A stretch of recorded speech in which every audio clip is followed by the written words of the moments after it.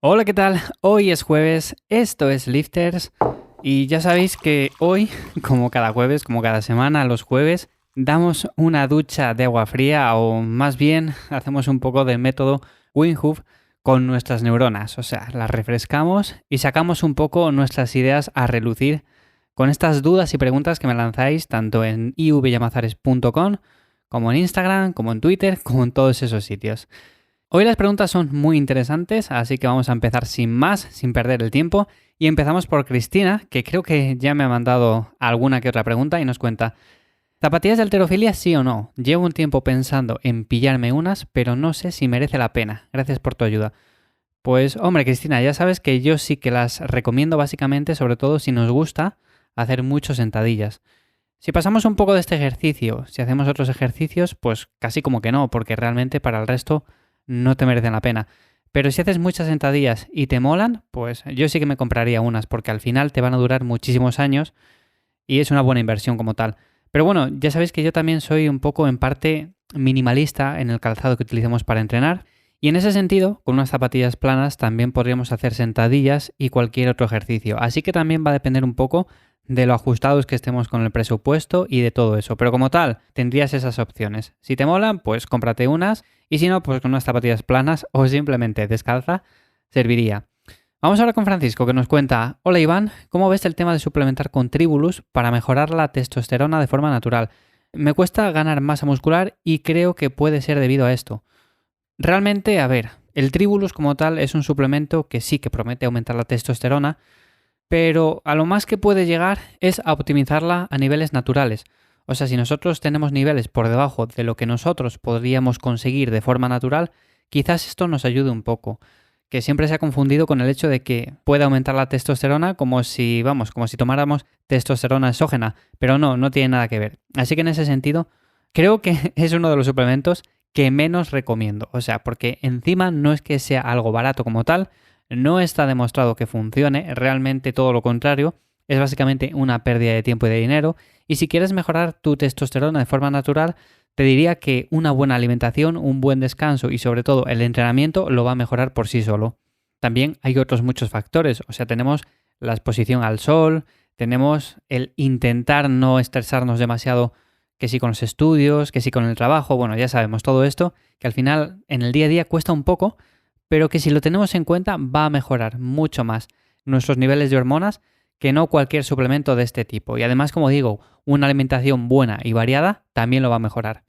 Así que esa sería mi conclusión, Francisco. No compres este suplemento porque no merece la pena. Nos vamos con Ángel, que nos cuenta: buenas Iván, mi duda es si después de entrenar se puede hacer la comida sólida de forma normal, o sea, comer un plato de lentejas, etc. No sé si puede interferir con la ventana anabólica y cómo influye esto en la hipertrofia. Un saludo. Pues realmente sí que puedes hacer una comida normal. De hecho, yo es lo que hago y es lo que llevo haciendo durante muchísimos años ya. Que sí, que siempre se ha visto lo típico de que terminas de entrenar y sales con el batido de proteínas y es lo mejor, y como que así no catabolizas y como que ganas más masa muscular. Pero realmente no tiene ningún sentido. O sea, si por ejemplo tienes un segundo entrenamiento en el día, pues sí, podríamos hacer una comida en la cual la digestión sea rápida y de esa manera cuando vayamos a entrenar en ese segundo entrenamiento, pues seguramente se note mucho mejor, se note la mejoría. Pero realmente la mayoría de nosotros entrenamos una vez al día y lo hacemos 4 días a la semana, 5 días, no más. Puede ser que alguno de vosotros ahora diga: pero si yo entreno 6 días, bueno, también vale. Pero realmente a lo que me refiero, que con hacer una comida sólida después del entrenamiento sería más que suficiente. Una comida sólida me refiero, pues, un plato de lo que sea con lo que sea. Imaginémonos, tú me dices lentejas, pues sí, lentejas con... Te iba a decir chorizo, pero no. Lentejas con verduras y lo acompañas con lo que quieras. Cualquier plato saludable sería recomendable. O arroz con pollo, que es lo clásico que todos los culturistas comen. Pero bueno, también podríamos tirar de patatas con carne, con lo que sea. En definitiva, que tienes muchas opciones y no hace falta que tires de suplementos después de entrenar. Y por supuesto, claro que no interfiere esto con la ventana anabólica. A ver, realmente si haces una comida de este tipo después de entrenar, estás prestándole una atención óptima a la nutrición. O sea, va a ser mucho mejor eso que no, por ejemplo, que compres cualquier suplemento de proteínas que a saber lo que lleva. Que ya tengo apuntado para hablar de esto en otro episodio porque realmente es algo que a mí me molesta bastante. El hecho de que vendan botes que al final no traen lo que pone la etiqueta. Es algo que a mí en concreto no me gusta nada y por eso no suelo recomendar este tipo de suplementos. Que bueno, por otro lado, hay también cosas buenas, pero bueno, en ese episodio que hablaré de ello, pues me explayaré un poco más. Y como digo, nada, haz una comida sólida después de entrenar y sería suficiente. Nos vamos ahora con Yolanda, que me cuenta: me cuesta un montón hacer dominadas y aún tengo que utilizar bandas de resistencia que me quiten peso. ¿Qué puedo hacer para progresar más rápido? Gracias por los podcasts. Bueno, pues gracias a ti, Yolanda. Y yo te diría que básicamente, si vas a un gimnasio, hay una máquina de dominadas asistidas en la cual poco a poco podemos ir haciendo que la máquina nos ayude cada vez menos, en el sentido de que al principio podemos hacer que nos levante y nos quite peso, y poco a poco podemos ir haciendo que esta máquina influya menos, en el hecho de que levante menos nuestro cuerpo. Como digo, es una máquina de dominadas asistidas y vendría a imitar lo que podríamos hacer con una banda de resistencia, con lo cual, si ahora mismo estás utilizando bandas de resistencia y no tienes esa máquina, serviría exactamente igual. ¿Pero qué puedes hacer para progresar más rápido? Pues simplemente lo que yo te diría es eso, intenta progresar en repeticiones. Cada vez que vayas a hacer dominadas, intenta hacer una repetición más, aunque sea solamente una, pero con eso serviría. Si no eres capaz de hacer ni siquiera una repetición más, intenta hacer una serie más de ese ejercicio. Por ejemplo, si haces 3 series, pasa a hacer 4. Y cuando hagas 4, pasa a hacer 5. Tampoco sin pasarnos de volumen de entrenamiento, pero sí intentando poco a poco aumentar ese volumen dentro de unos rangos en los cuales no estemos interfiriendo con nuestra recuperación. Y de esa manera, posiblemente luego cuando vuelvas a un volumen menor, puedas hacer más repeticiones. Como digo, esto tendría que ver tu caso más a fondo, pero es una de las maneras más sencillas que podemos utilizar. Luego, por supuesto, tenemos un montón de ejercicios que si les incluyes en la rutina, ya bien sea remo unilateral, remo con barra, cualquier tipo de remo o de jalón, pues también te va a ayudar, ¿por qué no? Entonces, en ese sentido, dale más variedad a la rutina, intenta progresar en repeticiones o simplemente añade un poco más de volumen cada semana.